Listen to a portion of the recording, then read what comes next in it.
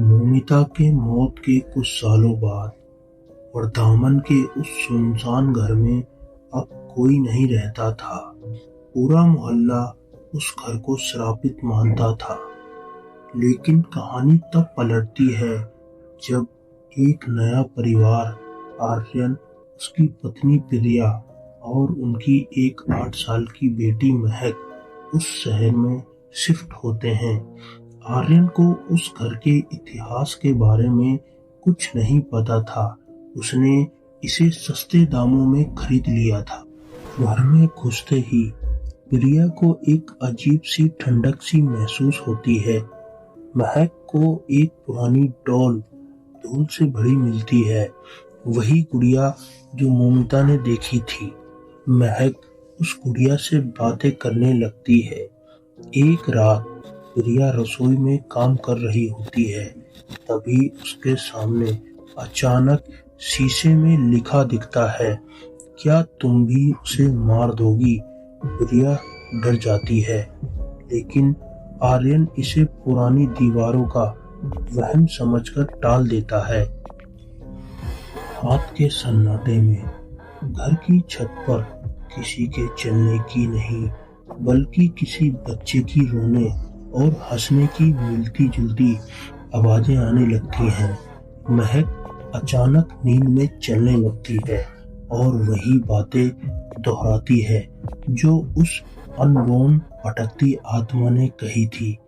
इस घर में कोई बेटी नहीं रहेगी। इस घर में कोई बेटी नहीं रहेगी। एक दिन महक की तबीयत अचानक बहुत बिगड़ जाती है और उसके शरीर पर नीले निशान पड़ने लगते हैं। प्रिया को अपने पुराने पड़ोसियों से पता चलता है कि कैसे उस घर के पुराने मालिक ने एक अघोरी के साथ मिलकर अपनी ही अनबोर्न बेटी की बलि दी थी और कैसे मोमिता की आत्मा अब भी वहां भटक रही है। प्रिया और आर्यन घर छोड़ने की कोशिश करते हैं, लेकिन दरवाजे अपने आप बंद हो जाते हैं। अचानक महक की आवाज बदल जाती है। उसके अंदर मोमिता की आत्मा और उस अनजन्मी बच्ची का गुस्सा एक साथ भर जाता है। वो आर्यन पर हमला कर देती है, क्योंकि वो भी एक पिता है।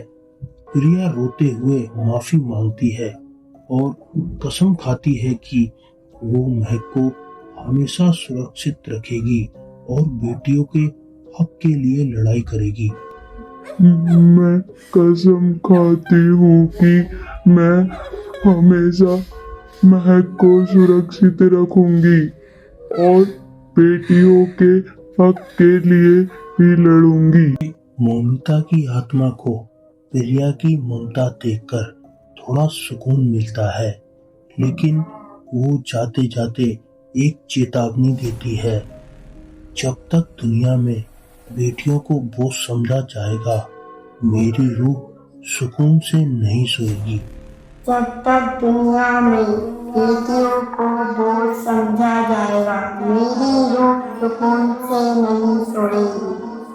आर्यन और प्रिया वहां से जान बचाकर भागते हैं, लेकिन महक के पास भी वही गुड़िया है और गुड़िया की आंखों से भी खून के आंसू बह रहे हैं।